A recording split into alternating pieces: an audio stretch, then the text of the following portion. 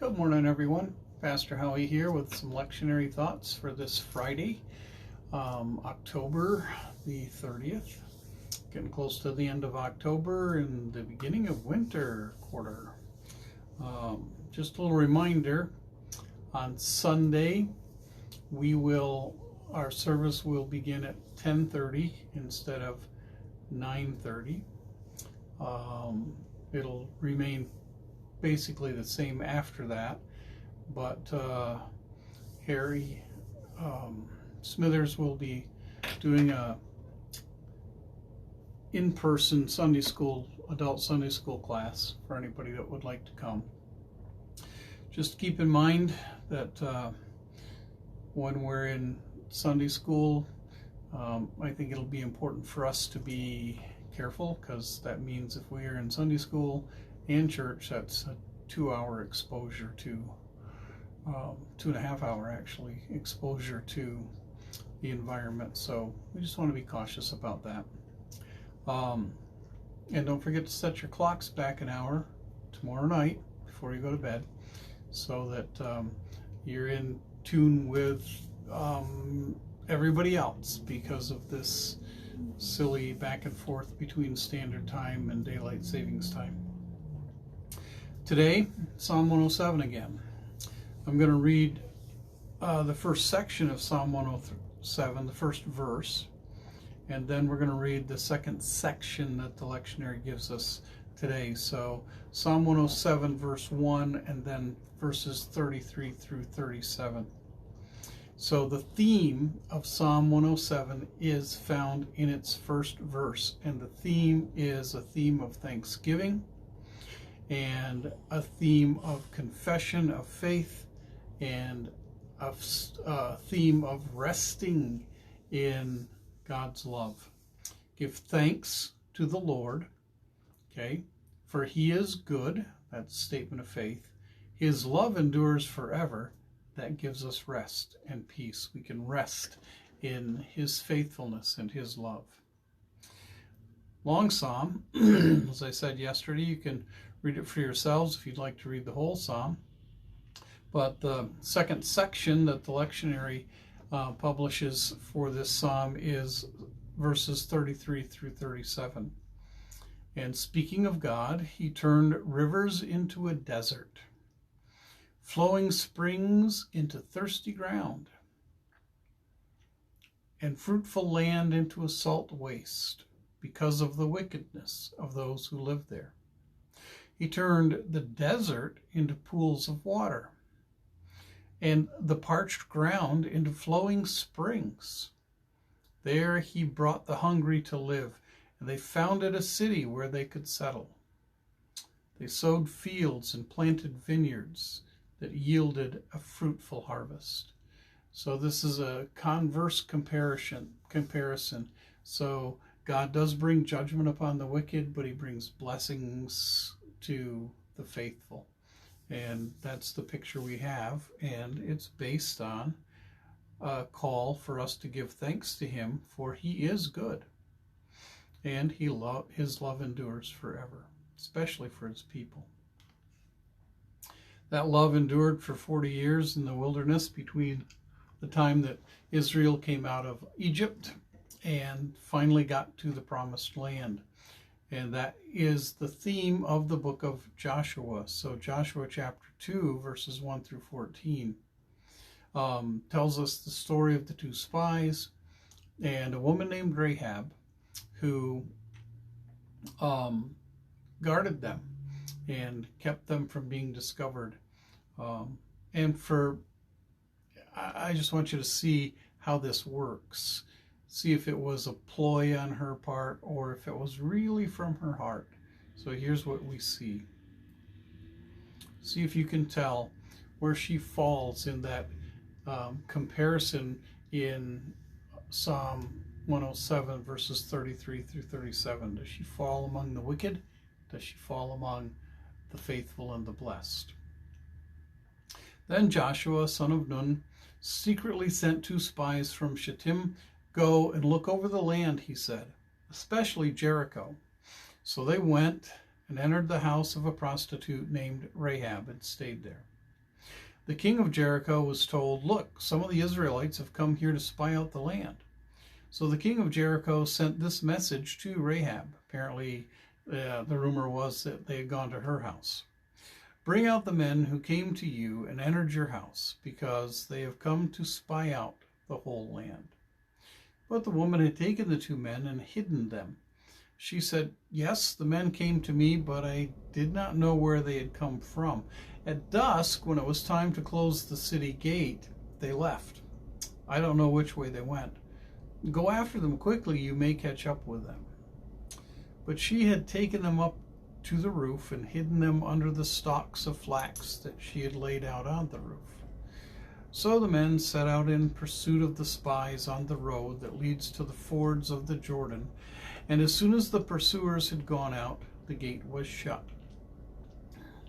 Before the spies lay down for the night, she went up on the roof and said to them, "I know that the Lord has given you this land, and that a great fear of you has fallen on us, so that all who live in this country are melting in fear because of you.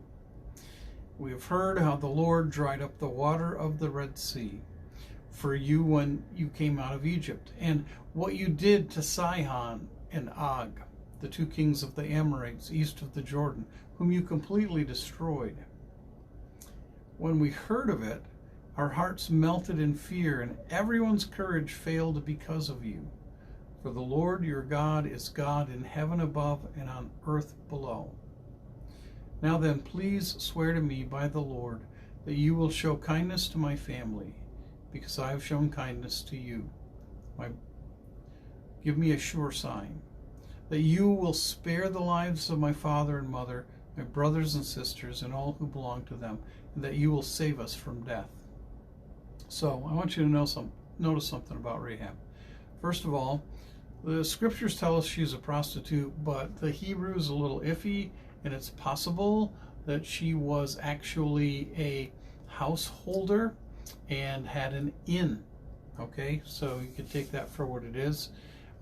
Either way, she was known to the king of Jericho, well enough to be known to the king of Jericho that he immediately thought that if spies had come into the city, they would have gone to her house.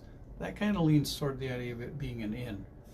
But the other thing I want you to notice about Rahab is that without being asked, without being threatened, she herself took the initiative to hide the spies. And then she confessed why she did that when she came to them before they lay down for the night, where she says, she professes what she understands, what she believes. "I know that the Lord has given you this land, and that a great fear of you has fallen on us." Now it's significant that she says, "I know that the Lord has given you this land," rather than just starting out and saying, "I know that a great fear of you has come upon all of us." She is saying she knows, she acknowledges that the Lord is the one that's acting in this, that the Lord who brought them from Egypt to Jericho before she was born, most likely, that history was well known, and that they knew it was the action of the one true God. Whether they followed him or not, she believed it was the one true God who was acting in this. And then she says in verse 12, in verse 11, "When we heard of it, our hearts melted in fear, and everyone's courage failed because of you. For," and these are her words professing her understanding, "the Lord your God is God in heaven above and on the earth below." So here's a Gentile woman who believes in the Hebrew God, the God who is God, the I am of Abraham, Isaac, and Jacob, the promiser of redemption through the seed of the woman, through the seed of Abraham, Isaac, and Jacob, through the nation of Israel. "Now then, please swear to me by the Lord that you will show kindness to my family." And here again, she never says anything that the two spies threatened her and held her hostage. And she never says anything in here that says that if you don't take care of my family, I will turn you in. So she is stepping out on faith in the one true God and his representatives, and just praying that her family will also be cared for, whether they believe or not, that they would at least survive the conquest of Jericho. And the men reassure her in verse 14, "Our lives for your lives," the men assured her. "If you don't tell what we are doing, we will treat you kindly and faithfully when the Lord gives us the land." She didn't tell. They weren't discovered. And she and her family, everybody that was under the roof of her house, just like on the Passover, when the children of Israel came out of Egypt, survived and lived the rest of their lives in the midst of Israel. What's also significant is Rahab's mentioned in the genealogy of Jesus. So there was some connections there too. And she's also mentioned in the genealogy of faith in Hebrews chapter 11. So here is a woman who came to believe that the Lord was acting, that he was the one true God, and that she would trust him to care for her and her family.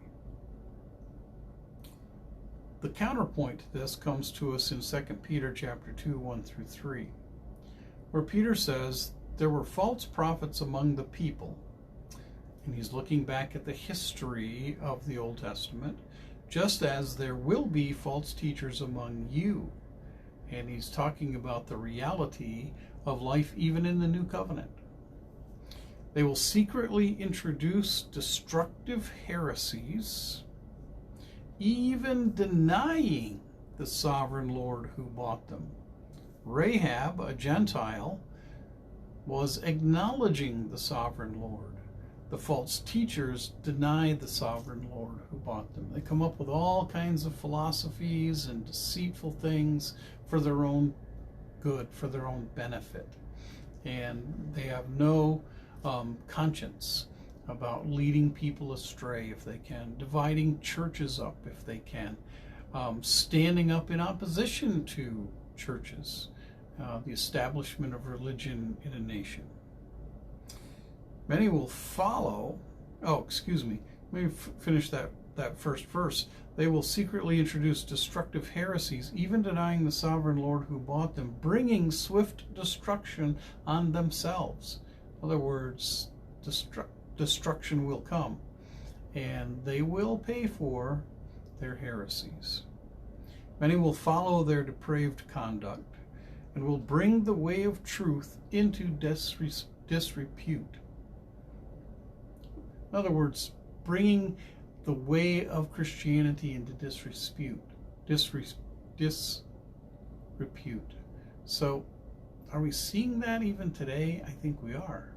I think we're seeing lots of people teaching that, if we, for instance, if we stand up and preach and teach what the Bible says about many issues that are alive today, then we could be accused of hate speech.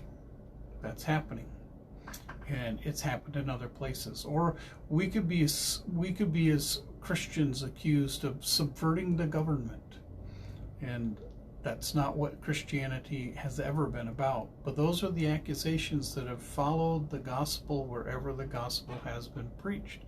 Because when the gospel is preached in purity and truth, the people of the world, influenced by the devil, influenced by the world that they live in, or influenced by their own fleshly desires, stand opposed. And that opposition comes from just society.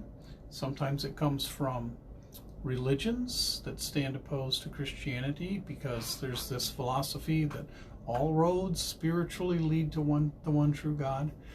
And yet we know that Jesus himself said, "I am the way, the truth, and the life. No one comes to me except through the Father." That's considered elitist. That's considered exclusiveness rather than inclusiveness. That's considered hate speech. But we have to be faithful to that, knowing that whatever happens when the judgment comes, God will sort this out. He'll sort out the righteous from the wicked. In their greed, these teachers will exploit you with fabricated stories, just like they did with Jesus, just like they did in the Old Testament with some of the prophets, just like they did with some of the apostles. They come up with stories, they fabricate things in courts of law and get people condemned to death or condemned to prison or condemned to fines or whatever else it is. Their condemnation has long been hanging over them, and their destruction has not been sleeping. Whatever we do every day of our lives, we are called to make a choice. Either a choice to be faithful to God, who is faithful to us, who are faithful to Him, or a choice to be faithful to the world, the flesh and the devil, in this world in which we live, and in this flesh which is so easily led into sin. And the devil is roaming about like a hungry lion, looking for people to devour, souls to devour. We have to make choices. But if we make the choice for God, then ultimately we make a choice that no opposition can overcome. And in the end, in the final end, when the sheep are separated from the goats, we will find ourselves secure in the folds of Christ and seeing the sad and grievous end of those who stood in opposition, who preached false things to lead people away, who fabricated things to get Christians into trouble. Be faithful.